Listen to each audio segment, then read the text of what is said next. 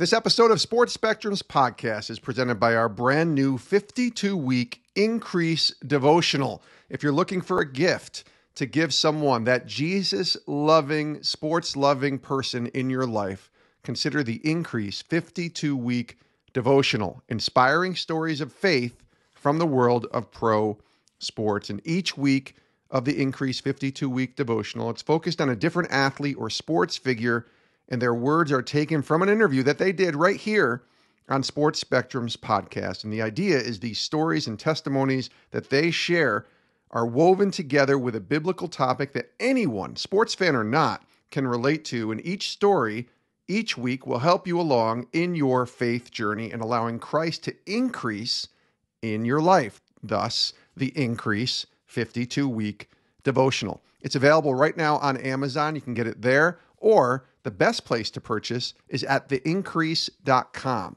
And when you're there at theincrease.com, check out all of the great resources available, including our new store that's there. And you can get the 52-week Increase devotional right there at theincrease.com.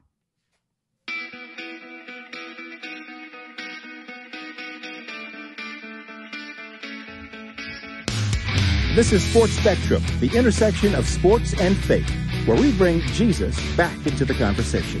Here's your host, Jason Romano. Hey guys, welcome to Sports Spectrum. Today I am Jason Romano, and I just want to give you my email address, jason@sportspectrum.com. I'm getting a lot of feedback lately on our shows and a lot of great guest ideas that come from people like you listening. So want to make sure we give that email address out. If you have a guest idea or a connection to someone that you think would make a great guest here on the show, can't promise you that we'll say yes, but I would love to have your suggestions. Jason@sportspectrum.com. And then our website, of course, is sportspectrum.com. I tell you about it every time we're on the podcast, but I really believe that it's a powerful website to go to, a great resource center with podcasts and devotionals and articles, all free and available for you to consume and to, read and get into, and then to share with someone else. You can check it out at sportspectrum.com. Now, today on the show, Shawn Johnson is our guest. Shawn is the pastor of Red Rocks Church in Denver, Colorado. His church was started by him and a small group of people back in 2005 and has now grown to include 6 different campuses.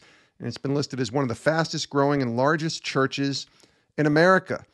But Shawn was keeping a little bit of a secret from his congregation for many years, and that is that he struggled with anxiety and depression. And a couple years ago, he went through a really bad panic attack, which led him to 7 weeks and a stint at an inpatient treatment center for anxiety and depression. And from that moment led to him writing this really powerful book, which released on February 1st, called Attacking Anxiety: From Panicked and Depressed to Alive and Free. This is about as vulnerable a conversation as we've had here on Sports Spectrum about the real struggles with panic attacks, the real struggles with anxiety and depression. And I was so glad that Shawn was willing to come on our show. And we talked some sports, of course, in the beginning and shared a little bit about the connection of sports and faith. But really, it was about Shawn's story and attacking anxiety and overcoming depression and living alive and living free. I think you'll really be encouraged by this conversation with Shawn Johnson, the pastor of Red Rocks Church in Denver, Colorado.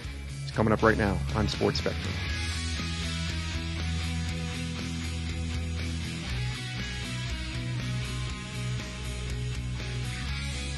Shawn Johnson, welcome to Sports Spectrum. Hey, Jason, thank you so much for having me, man. This is fun. Yeah, I don't know how many sports shows you're going to be doing with this book promotion that you're in right now, but I'm glad that you're here, because when somebody reached out to me, I read it, I kind of looked through it, and I was like, I really don't care if we have no sports at all to talk about.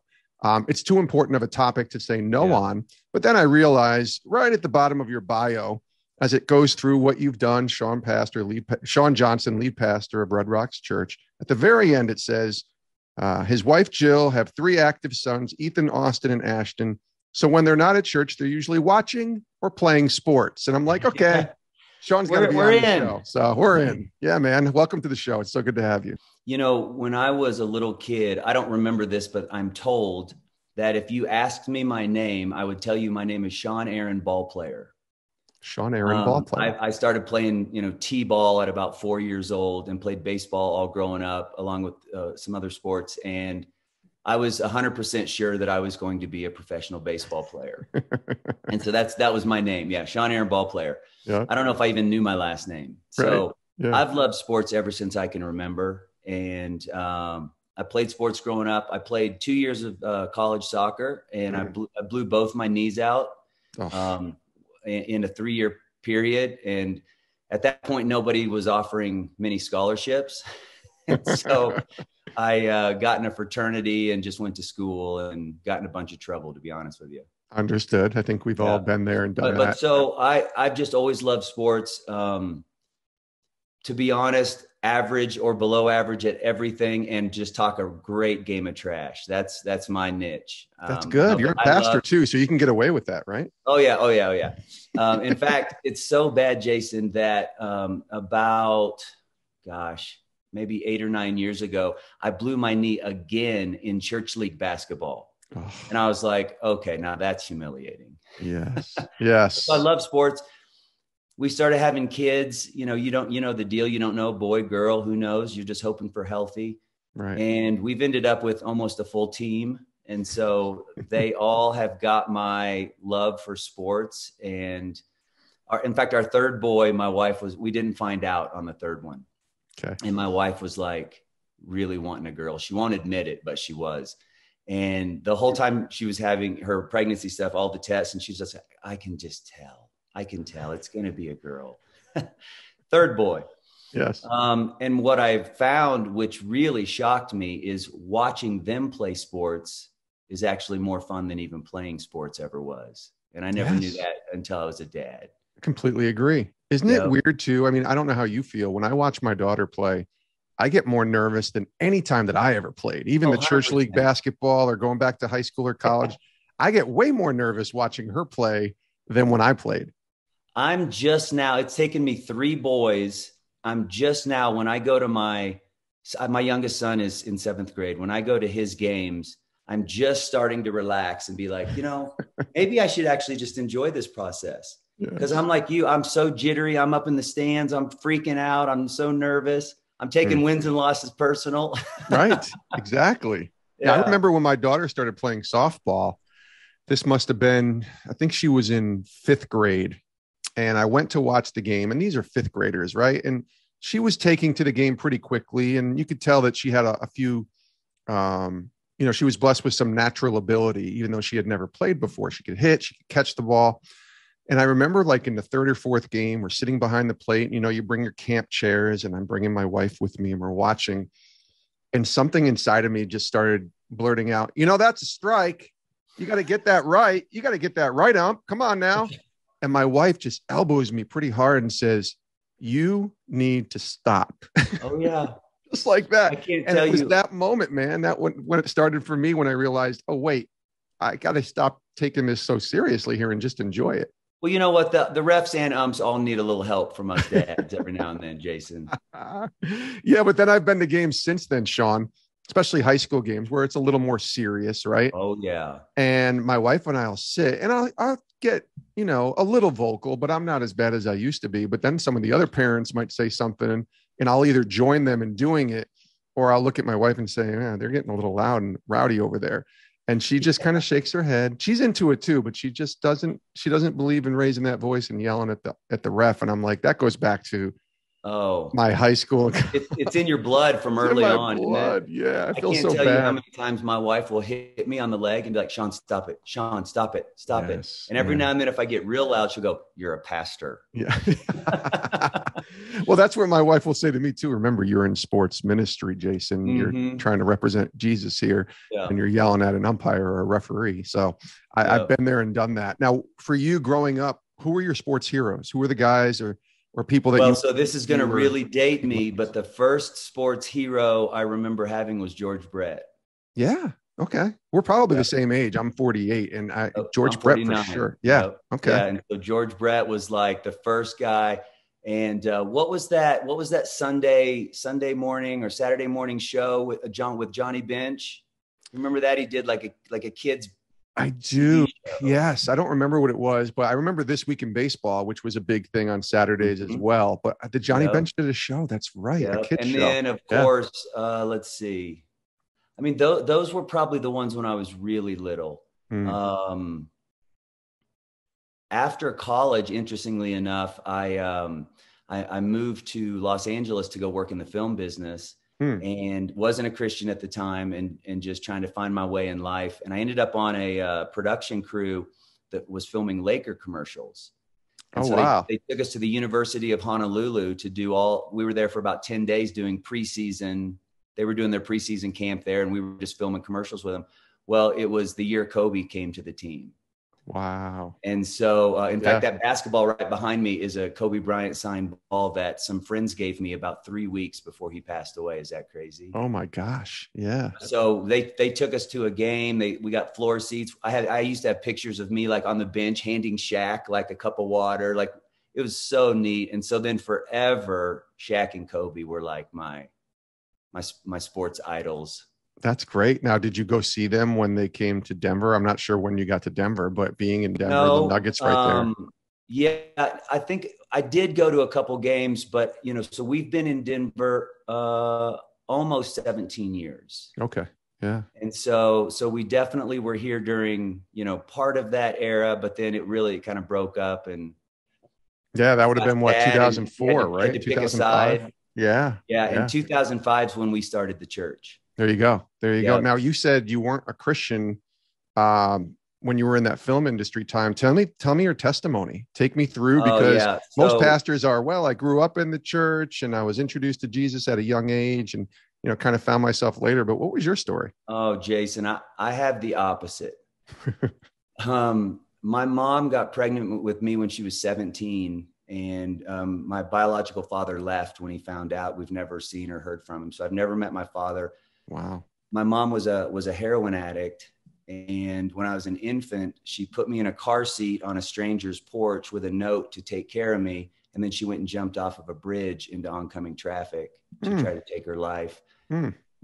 It didn't kill her, but she crushed everything in both of her legs. And then there must not have been much like child services or whatever going on, because when she got out of the hospital, they gave me back to her. Wow. She married a drug dealer when I was 2. She married her drug dealer. And so he adopted me when I was 2, and he's who I've called dad growing up. So after college, I moved to LA, no God in my life. In fact, I kind of was looking for how they say, like, you hit the fast lane or whatever. I kind of was looking for that. I was from Kansas. I'd never really experienced much outside. I went to Kansas University. And so I started dabbling started meeting a lot of people on a lot of sets with a lot of drugs. Yeah. And I blinked and a few years went by and I was pretty much a full-fledged cocaine addict, drug abuser of all sorts. And I had my very first panic attack. A friend of mine in LA tried to take his own life. We went to go visit him in the ICU, and the doctors had told us that he wasn't going to make it. And we sat up there and, held his hand, and he didn't know we were there. And then we all went out and partied that night. And I woke up that next morning, and it was the first time in my life. I was 24. I woke up that next morning, and I remember I was smoking a cigarette out on my balcony. That was kind of my morning ritual. And I started thinking, like, if that would have been me in the hospital, the group of friends I have in my life, what we do is party together. That's what we're good at.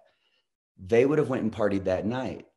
And I started having these crazy thoughts, like, if I die today, I don't think my life has made any sort of difference for anyone else, that anyone would care. Like, my mom would care, but that's about it. Wow. Yeah. And then I started going, man, I don't do anything purposeful. What's my life about? Like, I started having all these big picture thoughts that I just never had before. And I had my first panic attack that day. I didn't know what was happening. And I was walking back and forth in my apartment, and I was crying and I was shaking and I didn't know what to do. And I ended up having panic attacks for about 3 weeks, and I thought I was dying. And I went back to Kansas to my mom's house, and she left the house one day, and I decided I just couldn't take it anymore. And I knew how to take my own life with pills because that's what my friend was doing. And I had all of the stuff. And I literally sat down at a table. I got a huge cup of water like this one, threw these pills all across the table. And I remember just sitting there crying, going, okay, here we go. And all of a sudden this thought hit me.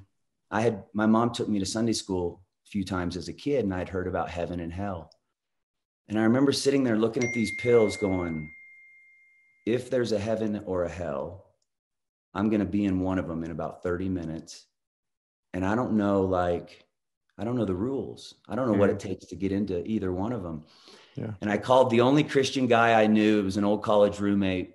And crazy enough, he talked me out of doing something stupid. He flew me to Illinois and took me to a church service. Wow. And I felt the presence of God for the first time. And at 24, with cocaine in my pocket, I raised my hand in a church service. They were old school. I went down to the front altar, got on my knees in my leather jacket and chain wallet straight out of LA, and just gave my life to God. And it's been so game changing. I remember leaving that day going, this was so real. I'll never stop telling people about what just happened today. Wow. And so that's how I ended up saved. And it was honestly what pushed me towards Jesus were panic attacks, interestingly enough.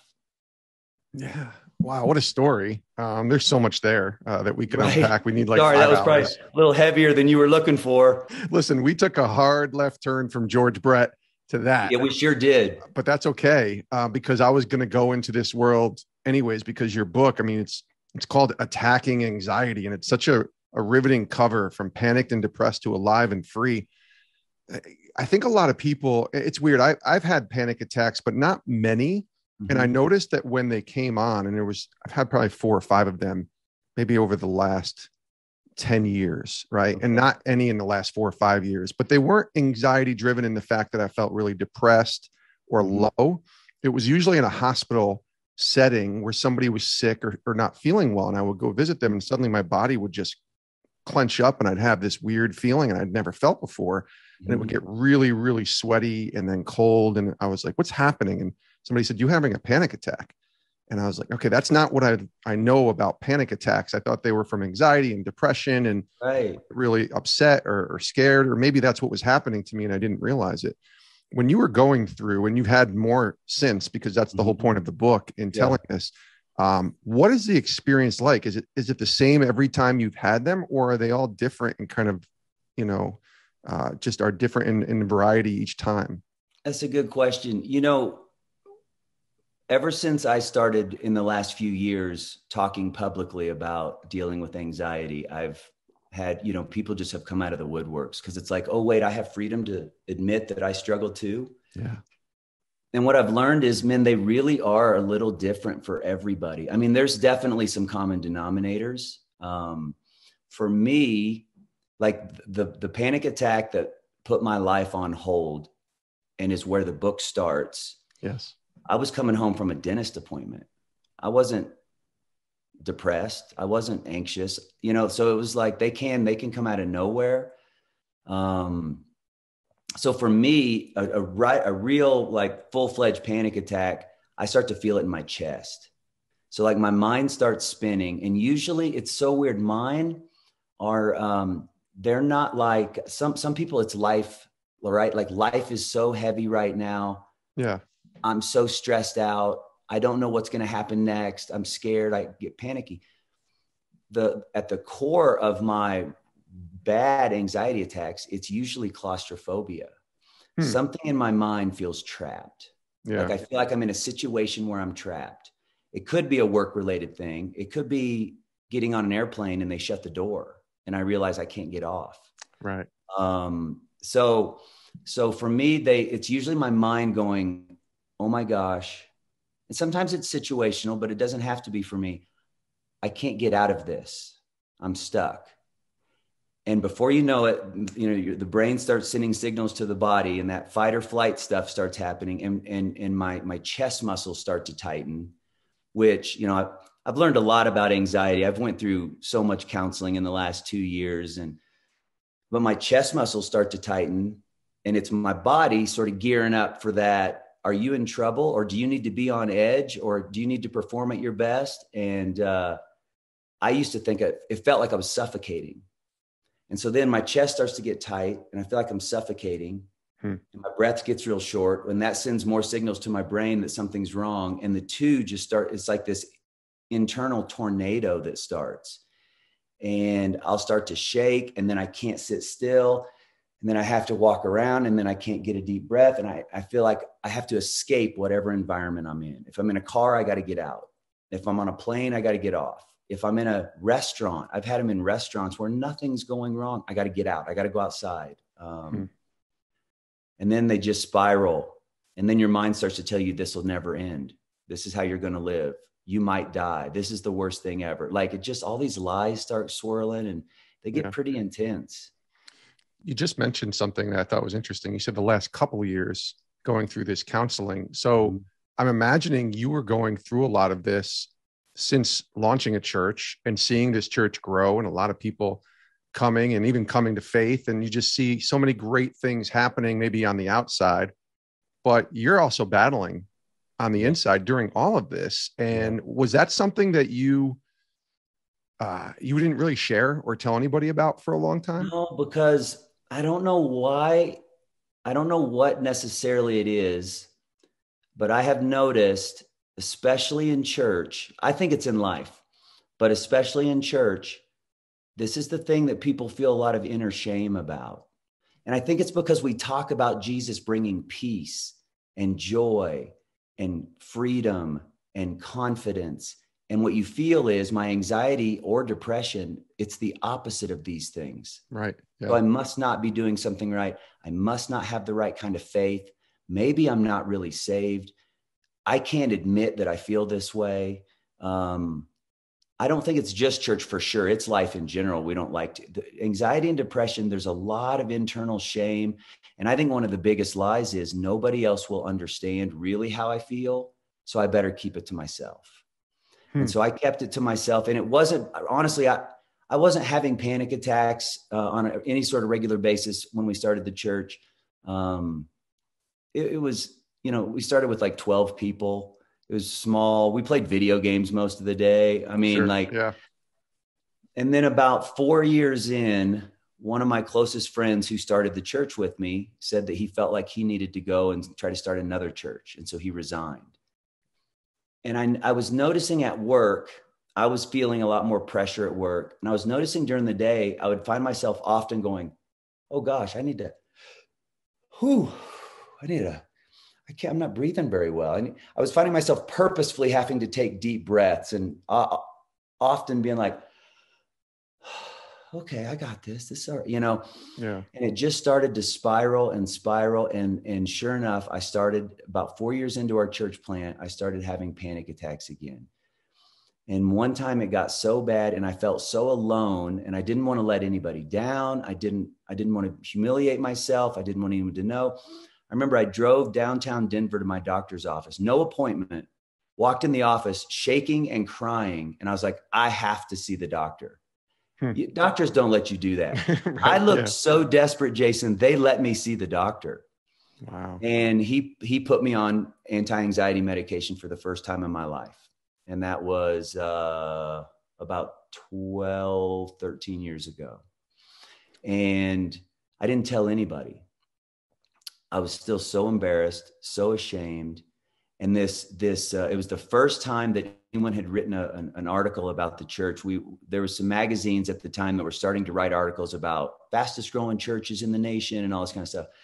So this guy comes to do this article the day I was at my doctor's office, falling apart crying. And his first question was, I'll never forget, he goes, did you ever think you'd be this successful?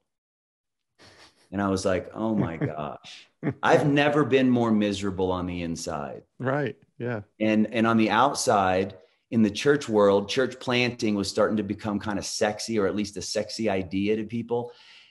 And for whatever reason, God started to bless the one that I was a part of. And it was never because of us or our team. It was always, we were a hurdle God had to get over if he was going to do anything through our church. I've always felt that way, but yeah, it started growing pretty fast. And yeah, everyone was like, you guys are crushing it. life is perfect. You're living the dream. And I'm like, oh, I've never wanted to potentially not be alive worse than I do right now. Wow. And so it was that total, like, looking in, everything looked great. And inside it was a mess. Why did it come to a place where you felt it was so important eventually to share about it? I mean, you shared about it in this book in a way that's so powerful, and I'm glad you did, because it's going to help a lot more people than just the people that you might pastor at Red Rocks. Why or when, I guess, did it come a point where you realized you wanted to share this publicly? Because that's a big step too. I was in, so 2 years ago when I had the worst panic attack of my life, and that's the where the book starts. I ended up in 7 weeks of inpatient anti-anxiety counseling. And I was about 4 or 5 weeks in, and I was talking to a counselor. I did, multiple therapy sessions a day, group classes every day. It was pretty intense. And I don't know exactly how I phrased it, but I remember telling him,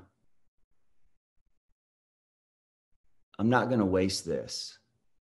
I just have this feeling like I don't want to waste this. And he's like, Shawn, let me share a verse with you, because this is how you need to see what you're going through right now. And it's 2 Corinthians chapter 1. Let's see.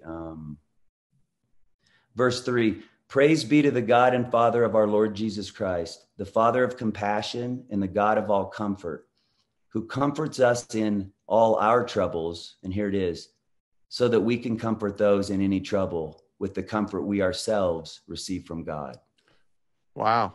Man, he shared that verse with me, and my soul wanted to explode inside. I felt it. I was like, that's it. I'm not going to let Satan get away with putting me through this. He's going to pay. I'm going to tell everyone I can about this when I get out. And, we had to tell the church something, because I ended up taking 5 months away from work. I thought I was never going to come back. I thought I was going to have to quit my job. There were times when I wanted to give up on life. I got suicidal. And again, ironically, everyone looking at my life from the outside in the church world, especially, would go, living the dream. Yeah. We didn't know what to tell the church. And so we told them that I was having some personal issues. And I had alluded to the fact before that I struggle with anxiety and depression a little bit, but never the depths of it. That's how we usually share our struggles with each other too, I think. Yeah. Because people close to us, we can't hide it altogether, right? So we share just a little bit. I'll share a little bit about what I'm going through, but I'm not going to tell you the last 10%, because that's the humiliating part, right? Yes. So I was about to come back to the church after 5 months being off, and all I could think about was like, what do I tell? How much of this do I tell the church? And I started to ask some pastors for advice. And I had a couple guys share things with me that sounded something like this. I remember one guy said, you don't want to tell them too much, or they might lose faith. They might lose faith in you. And I remember thinking, well, that sucks, because the only thing I feel like I have to offer as a pastor really is authenticity and vulnerability. Like, that's just been my thing from day one. I haven't been to seminary. I've taken a few seminary classes, but I don't have a degree. I didn't grow up in church. So, but then I talked to one pastor right before I went back, and it just set me free, man. I was telling him, I was like, man, I don't know how much to tell the church when I go back. And the guy told me not to tell him too much, or, they might lose faith. And he's so funny. He goes, man, screw that. He goes, you know what people in your church want to know? They want to know that your house sucks too sometimes. Mm-hmm. And I went, that's what feels right to me. And so when I went back to the church, I said, hey, look, I'm going to tell you everything. And I want you to know that my house sucks too sometimes. It's not just you. Wow. And I shared everything. And what I thought was going to ostracize me a little bit, what I thought was going to make people maybe not want to come to the church, ended up surprisingly being the opposite. People started coming in like crazy. And it was almost as if, you mean somebody's going to actually tell us the truth about how they feel and about the hardest things of their life? I want to be a part of that. And so I thought it would make people want to run away from me, even relationships in my life. I didn't want to tell my wife the depths of it. Right. Because what if she doesn't love me? And what if she leaves me? And what if I'm not her knight in shining armor anymore? And what if even all my friends at work, like, we're closer now. Me and my wife are closer now. I feel like our ministry at church has been more effective.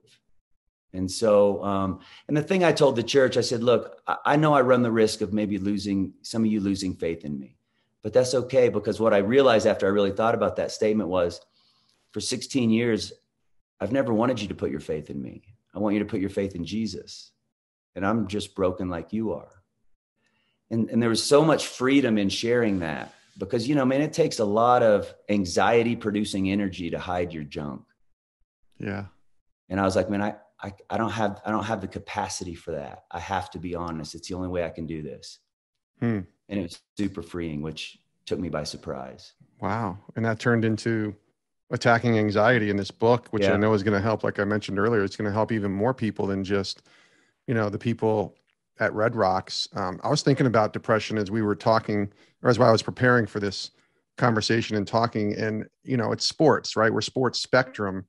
And this has become a really big topic in the sports world over the past it's been a big topic anyways, since the pandemic hit, no doubt.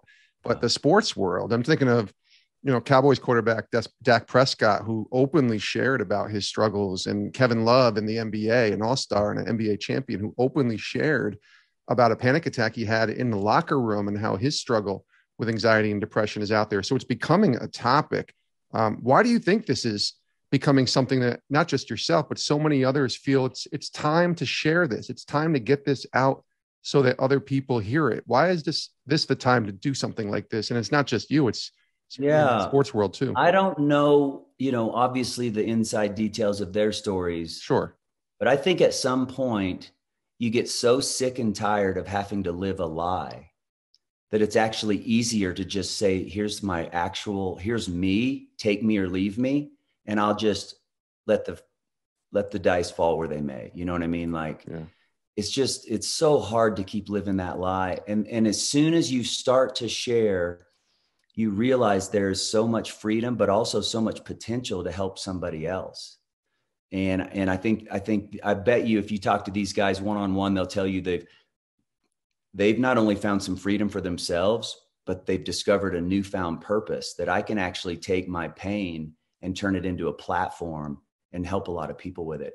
And I think these athletes, man, they have to walk such a fine line between a healthy facilitating anxiety and a debilitating anxiety, right? So facilitating anxiety is this something that happens on the inside of you that does start to rise up, and your blood pressure does increase, and your muscles start to get ready for battle. And you want that when you want to play your best. You want that when you're going to make a sale at work. You want that when you're about to take a test. You want this facilitate. You want that when you step in the batter's box. Like, I want to be at my best on, you know, high alert. Yeah. But then there's this fine line of letting that cross over into debilitating anxiety, where now what used to make me great, that little angst inside that used to make me and push me and make me great, is now starting to make me not be able to live my normal life the way I want to live it and the way I feel God's called me to live it. And so I feel like they push it so often right up to the edge that it's so easy to just kind of tilt a little bit. And now all of a sudden it starts to take over, and it's no longer an advantage, it's a disadvantage. That's really well said. Do you think just sharing it is what helps you, I don't want to say just overcome it, but like cope with it, right? Because I don't think it ever fully goes away, but you can manage it differently. Certainly Christ at the center helps, and really putting our trust in him. But what was it that you think was like the key for you? Was there one key? I mean, obviously there's a lot of different encouragements that you can share from your book, but was it the inpatient treatment? Was it the sharing of the story? Was it all of it? I'll tell you, so the whole thing, so after I had that real bad panic attack that first chapter talks about, my wife didn't know what to do. My friends came to my house. I gave them all my guns. Like, it was bad. I was like, I don't know what just happened, but I'm a mess. Yeah. And she called, there's two people in my life that I call pastor, and one of them lives in Alabama. She called him and he said, come see me. And so we went out there, And this was the pivotal moment for this whole thing, and the reason that I wanted to write this book. I'm telling him my whole story. I'm telling him about my past. I'm telling him about my present. I'm telling him about life's pressures. I'm telling him about what my anxiety and depression are like. And I'm crying and I'm just falling apart. And what I thought would happen, Jason, is that he'd do one of those pastoral things where he'd come over to the side of the table and give me a hug and be like, buddy, I got you. And it's so great what he did. I didn't see it until a few days after it happened, but like, he didn't do that. He looked me straight in the eye and he's like, hey, it's time for you to stop being mad at yourself. And it's time for you to start fighting the enemy. It's time to start fighting back. You don't have to take this. You don't have to live this way. And he's like, Shawn, I can see it in your eyes. You're a fighter. It's time to fight. And for the first time in my life, I went, wait a minute, you mean I don't have to just settle for this being my life? Like, I can actually do something to battle for my own freedom. And it's kind of like, and some of the people listening or watching this will know, when Joshua was going to take the nation of Israel across the Jordan River and into the promised land, well, God made him a promise. He said, I'm going to give you every place where you step your foot. Every place you put your foot, I'm going to give you that. What Joshua didn't know is he was going to fight 31 battles once he got into the promised land to take hold of it. And so there's this spiritual principle where God says, there's some things I'm providing you with, and now I've equipped you to go fight and take hold of it. And so I really felt like that. There's this verse in Galatians that says, it's for freedom that Christ set you free. Stand firm then, and do not allow yourself to be burdened again by a yoke of slavery. Jesus provided you with freedom. Now you need to go stand firm and go take hold of it. Go take hold of that freedom I've already given you access to. So I believe that the Bible backs up what my pastor was saying. There's a time when God says, I have peace and joy and freedom available to you, and I've equipped you to fight for it. Let's go get it, and I'll go with you. That's comforting, just to know that he's going with us. That thought right there is what, and that's where the title comes from. It's like, I'm not going to just be attacked by anxiety for the rest of my life. I'm going to attack back. Yeah. That's our natural inkling in so many other areas, right? To fight back. Why wouldn't we do it with this? And I think it's because we don't know much about it. Not enough people talk about it yet, but it's starting to happen. And when these big name guys, like who you just mentioned, start talking about it, it frees everybody else up, right? To start admitting the same thing. But not enough people talk about it. And so what I learned is we're all keeping the same secret. Like the CDC right now on their website says over 50% of all Americans will deal with mental illness during their lifetime. Wow. Which means almost every single person who watches this either deals with this stuff personally or knows someone who does. Yeah. But nobody wants to talk about it because of this inner shame. And so it's like we're all keeping the same secret. And I think Satan loves that. He loves to keep us in isolation, right? Mm-hmm. And that's why we need to attack anxiety. This new book, again, people need to go out and get it. Attacking Anxiety from Panicked and Depressed to Alive and Free. I didn't talk a lot about what's in the book. You mentioned the first chapter. I did that intentionally. I'm sure some of the stuff that we've talked about is in the book. And I know some of it is because in reading some of it, but I want people to just go get it and read it for themselves and see not just what you share as far as your story, but the encouragement that others can have in their own battles that they're going through. As we wind down, what do you think is the biggest lesson? And it's 2022 now, right? And your book's out, It's February, and it's exciting to have a new book and everything, but you've overcome a lot too over the past few years. In fact, so many of us have, just alone when you think about 2 years into this pandemic. What do you think the biggest lesson is that the Lord has shown you or taught you in this process of sharing your story and writing this book? That's a great question. I've never thought about that, because when I was writing the book, I dissected all my kind of lessons that I've learned into sections, right? The greatest lesson I've learned, that when you are weak, he is strong. Because the title of the book, we almost didn't want to call it that because it almost feels so aggressive. And here's what you know this feeling, and a lot of people watching know this feeling. When you're really struggling with something, you feel like you have no energy. I can't even text. People are trying to be a part of my life. How you doing? How you doing? I can't even text back. And so how am I going to attack anxiety? I have no energy. I'm spent. And I think the greatest lesson I learned is that when I am weak, he is strong. Yes, I'm going to go attack back, not out of my strength, out of his strength. And his promise that he'll go with me every single step of the way is true. He meant it. It matters. And it makes it possible. It makes attacking back possible when you feel too weak to do it. It reminds me of that worship song. This is how I fight my battles. I don't know the exact song, but my gosh, that song always hits, I think, so many people when they're singing it and worshiping in church, because we're all battling something. It may not be anxiety or depression, but it might be something. And so sometimes we're too weak to go through that battle. And that's a great reminder, Shawn, that when we're weak, he is indeed strong.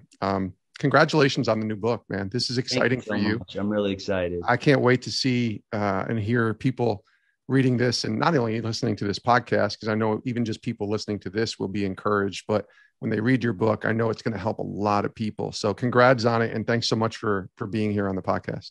Jason, thanks for having me. And super thankful to have Shawn Johnson join us here today on Sports Spectrum. What a story he has. I'm so glad he's sharing that story, and so glad that he wrote this book, Attacking Anxiety. I really think this is going to be one of those books that helps a ton of people. I don't know if it'll be a bestseller, but I would not be surprised if it is, because it's one of those type of books that is needed in the society and the climate and the world that we live in today, where we put those masks on and we post pictures about our families and everything going on, and we're so happy for those pictures as well. But beneath the surface, so many of us are going through some difficult things. I think about friends and even people I work with who are going just through some difficult situations right now and circumstances. And some of that has to do with anxiety and depression. And so I'm glad Shawn wrote this book. I hope you all will consider getting a copy, either for yourself or someone that you know that's going through it. Attacking Anxiety: From Panicked and Depressed to Alive and Free. Super thankful for Shawn for joining us today here on Sports Spectrum. We are thankful to you as well. Again, make sure you check out our website, sportspectrum.com, each and every day for updated content. And then click that subscribe or that follow button here on the app that you're listening to this podcast on, so that you never miss an episode of Sports Spectrum's podcast. I cannot believe we're here into 2022 now, almost 5 years since this podcast launched. And I have no idea where we're going to be in 5 years. I'm just grateful that we're on this journey together, and grateful that you are listening today. And we thank you for joining us. Join us next time. Have a great rest of your day. Stay safe and keep close to Christ. Love you guys.